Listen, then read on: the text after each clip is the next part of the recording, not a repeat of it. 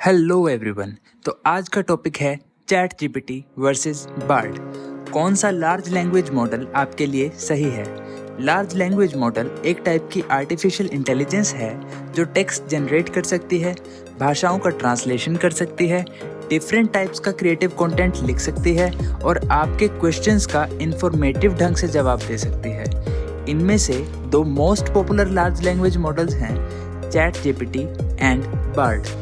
Chat GPT बनाया गया है ओपन एआई द्वारा और इसका ओरिजिन GPT-3 भाषा मॉडल पर है। चैट जीपीटी टेक्स्ट और कोड के एक विशाल डेटा सेट पर ट्रेंड है जिसमें books, articles, code and internet forum भी शामिल हैं। इसका मतलब है कि चैट जीपीटी को दुनिया की बहुत अच्छी समझ है और यह factual and informative text create कर सकता है।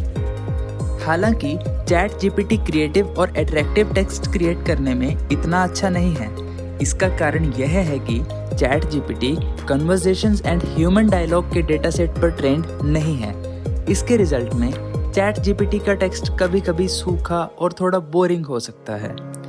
और अगर हम बार्ड की बात करें तो बार्ड गूगल एआई द्वारा बनाया गया है और यह लैम्डा लैंग्वेज मॉडल पर बेस्ड है।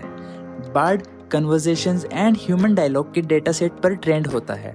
इसका मतलब है कि Bard creative, interesting and attractive text create करने में बहुत अच्छा है। बार्ड सवालों का जवाब दे सकता है लेकिन इसके जवाब चैट जीपीटी के जवाबों की तुलना में ब्रीफ नहीं होते। इन सब के अलावा चैट जीपीटी और बार्ड में और भी डिफरेंट एरियाज हैं जहां वे अलग होते हैं। फैक्चुअल एक्यूरेसी की बात करें तो फैक्चुअल क्वेश्चंस के जवाब देने में चैट जीपीटी आमतौर पर बार्ड से ज़्यादा एक्यूरेट है। इसका रीज़न यह है कि चैट जीपीटी को टेक्स्ट के एक बड़े डेटा सेट पर ट्रेन किया गया है जिससे इसकी दुनिया की समझ बेहतर होती है। हालांकि बार्ड अभी भी अंडर डेवलपमेंट है और इसकी एक्यूरेसी समय समय पर बेटर होती रहती है। अगर हम क्रिएटिव एबिलिटी की बात करें तो बार्ड चैट जीपीटी के कंपैरिजन में क्रिएटिव टेक्स्ट लिखने में ज़्यादा बेहतर है। इसका रीज़न यह है कि Bard conversations and human dialogue के डेटा सेट पर ट्रेन होता है जिससे इसे लोगों की बिहेवियर की बेहतर समझ होती है। Bard poems, code, script, music, email, letter etcetera जैसे डिफरेंट क्रिएटिव टेक्स्ट को डिफरेंट वेज से लिख सकता है।